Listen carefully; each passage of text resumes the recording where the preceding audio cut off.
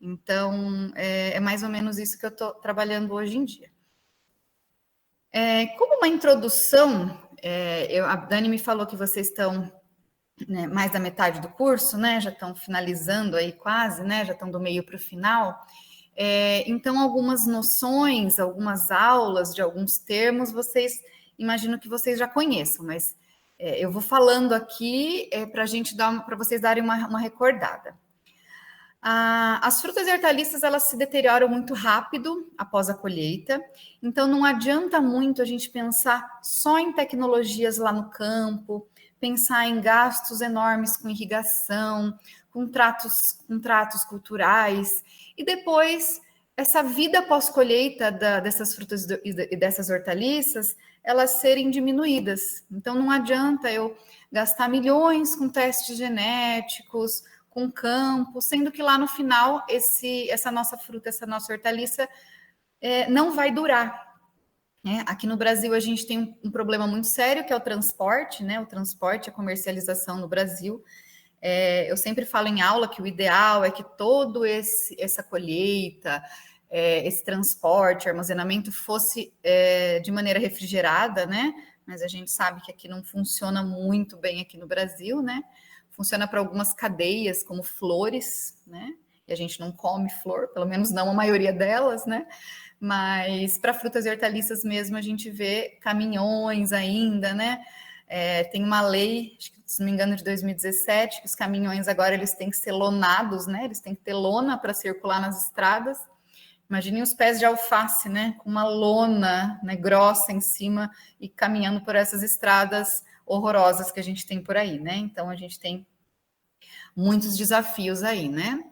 Então, essas alterações que acontecem por conta dessas deteriorações, elas causam alterações fisiológicas e reações bioquímicas. E essas lesões que podem acontecer, elas são provocadas durante o processamento ou durante a pós-colheita, né? Batidas, perfurações, danos na casca. Tudo isso promove a descompartimentalização celular e possibilitam a liberação de enzimas e substratos que originam modificações bioquímicas tais como escurecimento, formação de odores desagradáveis e perda de textura. Quando o vegetal está fechadinho, lá com a sua casca bonitinho, com as suas células fechadas, a célula vegetal, principalmente a vegetal, né? Ela tem uma parede celular que as células animais não têm, né? Que a célula animal não tem. E essa parede celular, ela é uma organela de proteção. Ela acaba auxiliando muito no vegetal. Então, a parede celular mais a membrana plasmática, elas causam essa proteção para a célula. Quando a gente corta, perfura, amassa, tira a casca, por qualquer dano que a gente venha causar, a gente causa uma ruptura celular. E essa ruptura acaba deixando exposto ao oxigênio algumas substâncias que, se não tivessem contato com oxigênio, não teriam problema. Eles estão lá, os compostos fenólicos, as enzimas que causam escurecimento no vegetal, elas estão todas lá, fechadinhas dentro da célula.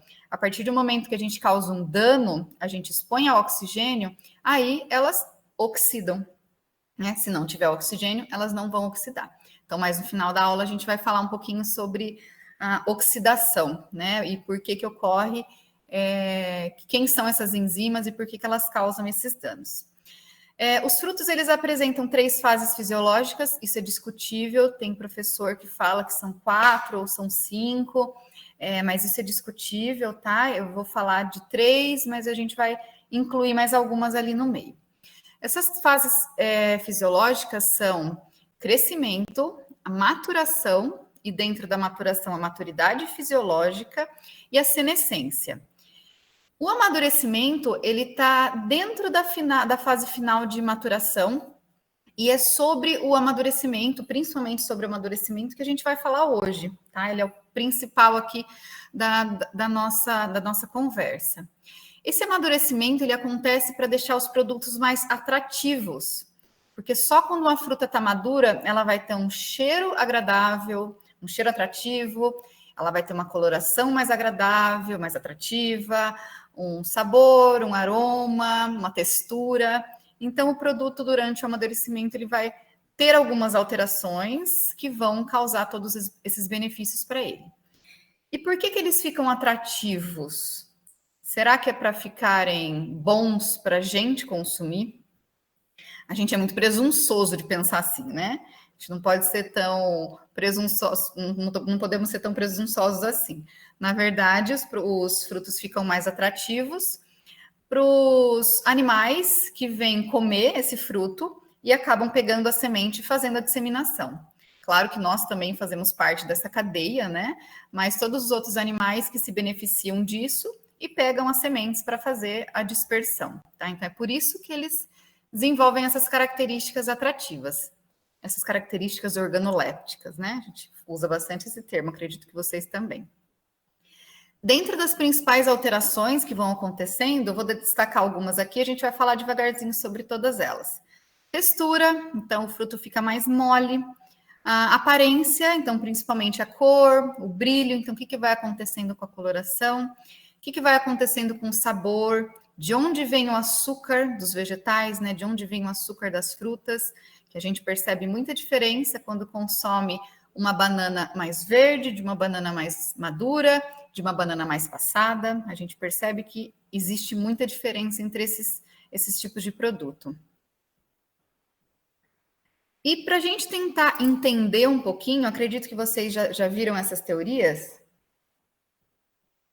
a gente tem a divisão dos vegetais, né? Eu coloquei aqui como frutas para ficar mais fácil.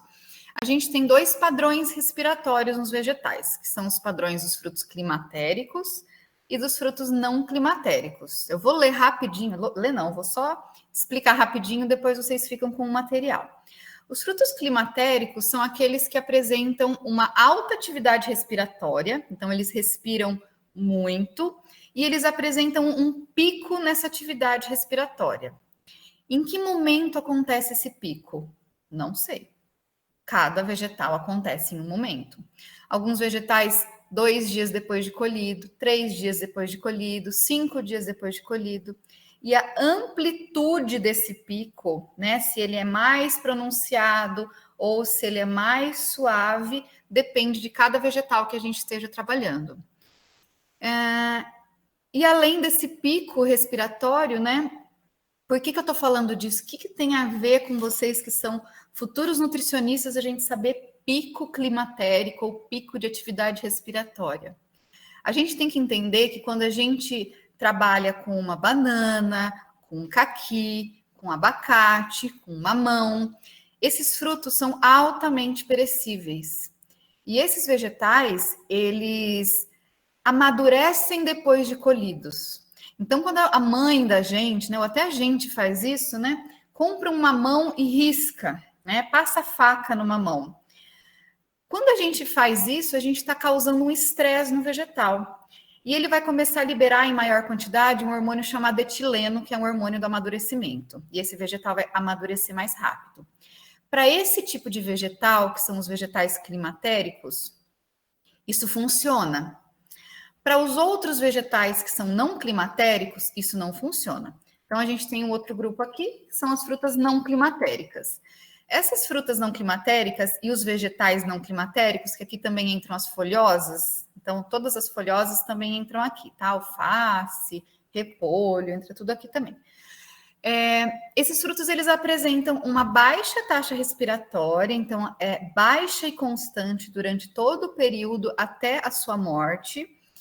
E por que eu tenho que saber disso? Porque vocês, como nutricionistas, têm que saber disso. Para saber o ponto que vocês vão ter que comprar, ou o ponto que vocês vão ter que colher esses frutos para consumir.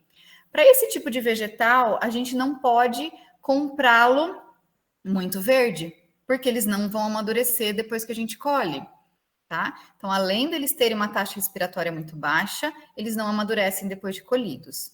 Então, quando a gente for pensar em uma câmara fria para armazenar esses vegetais, tipos de embalagens diferentes, né? Sacos plásticos mais grossos. Será que para vegetal que respira muito, colocar dentro de um saco plástico muito grosso, isso vai funcionar?